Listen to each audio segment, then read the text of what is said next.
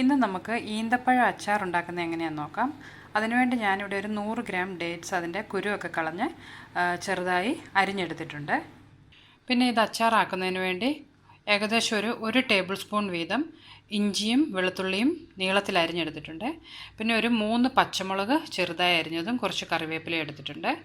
പിന്നെ ഒരു ചെറിയ കഷ്ണം ശർക്കര ഞാനിവിടെ എടുത്തിട്ടുണ്ട്. ശർക്കര ഇല്ല എന്നുണ്ടെങ്കിൽ പഞ്ചസാര ആണെങ്കിലും ഇതിലേക്ക് യൂസ് ചെയ്യാം. ഒരു 1.5 ടീസ്പൂൺ പഞ്ചസാര മതിയാവും. പിന്നെ കുറച്ച് കായപ്പൊടിയും ഉലുവ പൊടിച്ചതും എടുത്തിട്ടുണ്ട്. അതൊരു 1/4 ടീസ്പൂൺ വീതമാണുള്ളത്. പിന്നെ ഒരു 1.5 ടേബിൾ സ്പൂൺ മുളക് പൊടിയും ഒരു 1/2 ടീസ്പൂൺ മഞ്ഞൾപ്പൊടിയും എടുത്തിട്ടുണ്ട്. ഒരു 1.5 ടീസ്പൂൺ വിനാഗിരിയും 1 ടീസ്പൂൺ കടുകും എടുത്തിട്ടുണ്ട്. പിന്നെ നമുക്കിത് ഉണ്ടാക്കുന്നതിന് വേണ്ടി ആവശ്യത്തിന് ഉപ്പും എണ്ണയും വെള്ളവും വേണം. ഇനി നമുക്കിതെങ്ങനെയാണ് തയ്യാറാക്കുന്നതെന്ന് നോക്കാം. അതിനായി പാനിൽ എണ്ണ ഒഴിച്ച് ചൂടായി വരുമ്പോൾ അതിലേക്ക് നമ്മളെടുത്ത് വെച്ചിട്ടുള്ള കടുക് ഇട്ട് കൊടുക്കണം. ഞാനിവിടെ കടുകെണ്ണയാണ് എടുത്തിട്ടുള്ളത്. നിങ്ങളുടെ കയ്യിൽ നല്ലെണ്ണ ഉണ്ടെങ്കിൽ അതാണെങ്കിലും യൂസ് ചെയ്യാം.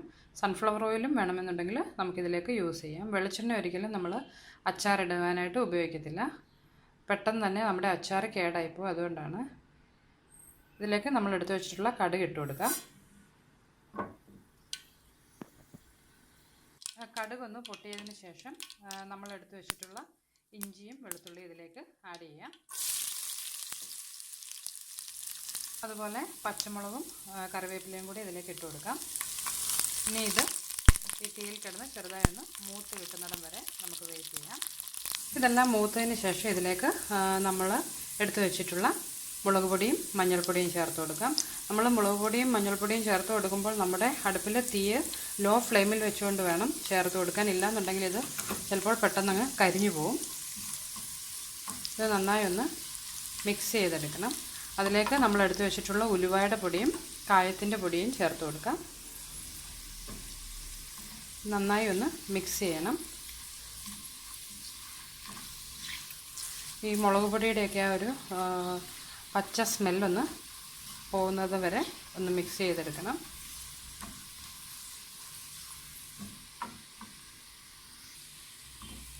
ഇതിപ്പോൾ നന്നായി മൂത്തിട്ടുണ്ട്. ഇനി ഇതിലേക്ക് ഒരു 1/4 കപ്പ് വെള്ളം നമുക്ക് ഒഴിച്ചു കൊടുക്കാം.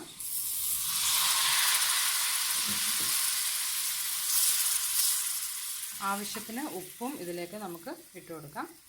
അതുപോലെ നമ്മൾ എടുത്തു വെച്ചിട്ടുള്ള ശർക്കര ഈ സമയം നമുക്കിതിലേക്ക് ആഡ് ചെയ്യാം.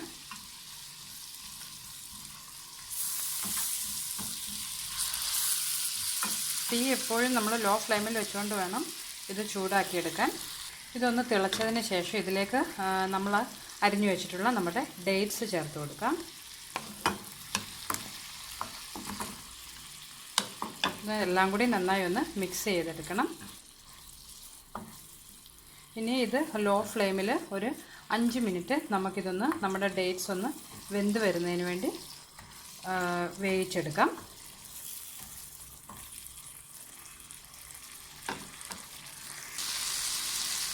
ഇപ്പോൾ ഏകദേശം 5 മിനിറ്റായി.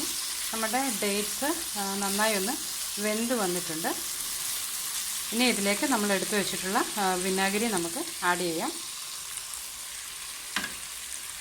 അതിനുശേഷം നമുക്കിത് തീ ഓഫ് ചെയ്ത് മാറ്റാം. നമ്മളുടെ ഈ ഡേറ്റ്സിൻ്റെ ഈ ഗ്രേവിയുടെ കൺസിസ്റ്റൻസി ഇത്രയുമായിട്ട് വേണം നമ്മളിത് ഓഫ് ചെയ്യാനായിട്ട്. എന്താണെന്ന് വെച്ചാൽ നമ്മളിത് വല്ലാതെ അങ്ങ് ഡ്രൈ ആക്കിയിട്ടുണ്ടെന്നുണ്ടെങ്കിൽ ഈ ഡേറ്റ്സ് ഒന്ന് തണുത്ത് കഴിയുമ്പോൾ കുറച്ചുകൂടി ഇതിലുള്ള വെള്ളമെല്ലാം അങ്ങ് അബ്സോർബ് ചെയ്യും. പിന്നെ അങ്ങ് ഭയങ്കര കട്ടിയായി പോവും. അതുകൊണ്ട് നമ്മളൊരു കുറച്ചൊരു ലൂസായിട്ട് തന്നെ വേണം ഇത് തീയിൽ നിന്ന് മാറ്റാനായിട്ട്. ഇനി ഇത് തണുത്തതിന് ശേഷം നമുക്ക് ഒരു ഗ്ലാസ് ബോട്ടിലിലേക്ക് മാറ്റാവുന്നതാണ്.